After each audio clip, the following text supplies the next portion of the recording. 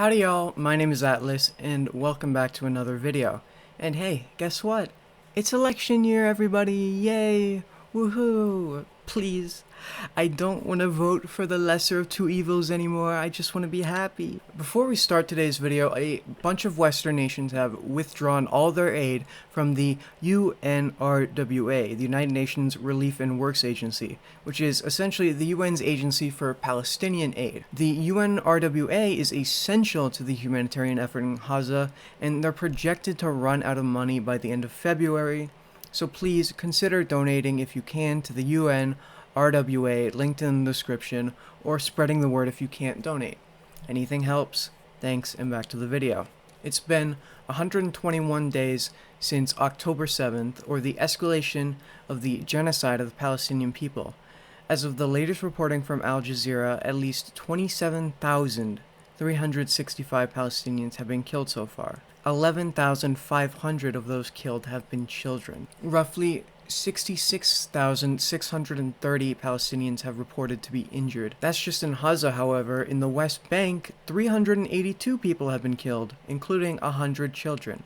And I would just like to remind everyone that the West Bank isn't even under Hamas's control, yet people have been killed there anyway, because this is not a war, it's not a generic conflict, this is genocide in broad daylight. The UNRWA's chief, on the other hand, estimates the total of dead, wounded, or missing civilians to be over 100,000. The 1,138 Israelis killed does pale in comparison to the death toll in Gaza. Those are some of the numbers, but let's take a look at recent developments. The biggest development so far has been Western nations pulling aid from the UNRWA in the past week.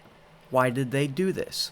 Well, Israeli officials produced a report claiming that 12 members of the UNRWA had ties to the October 7th attacks.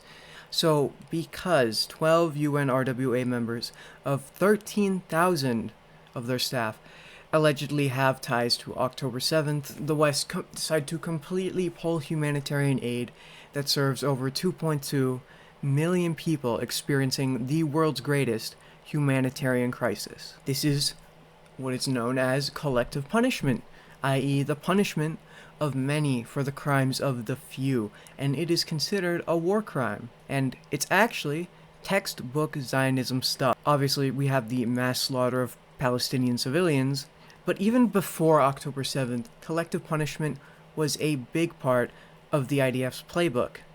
For instance, they would bulldoze the houses of entire Palestinian families because one member of their family had been accused of committing a crime. And just for the record, everyone ought to be skeptical of reports from Israeli intelligence. The IDF has had a very, very, very long history of blatantly lying about their actions.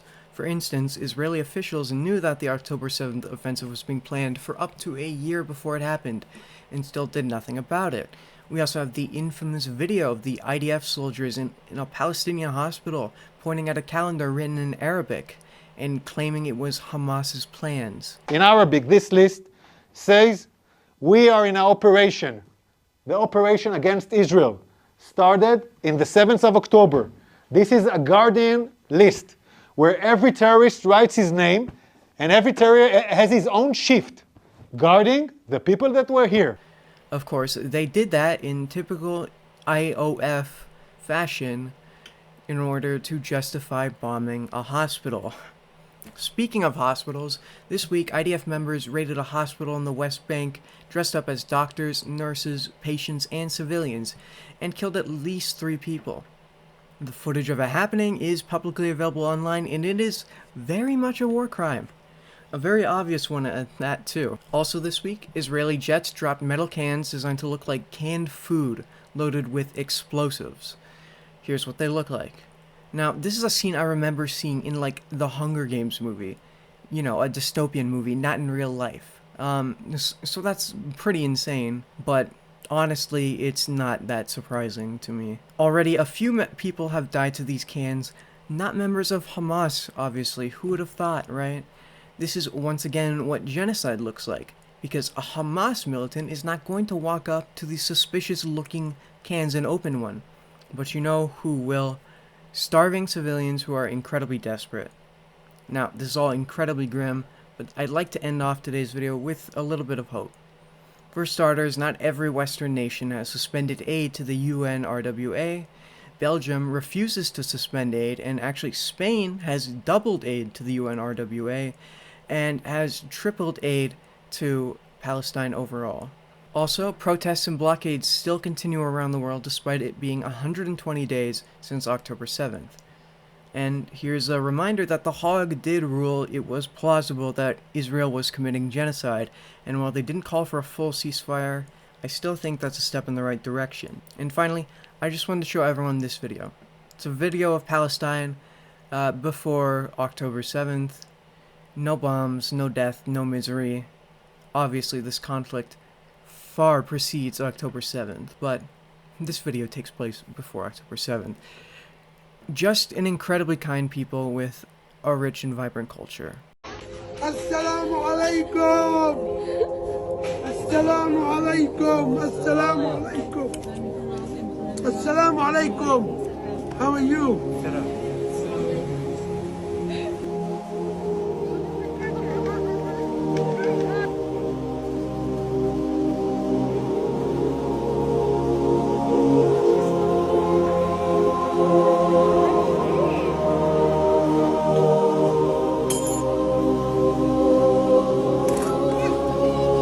See, fascism works via dehumanization.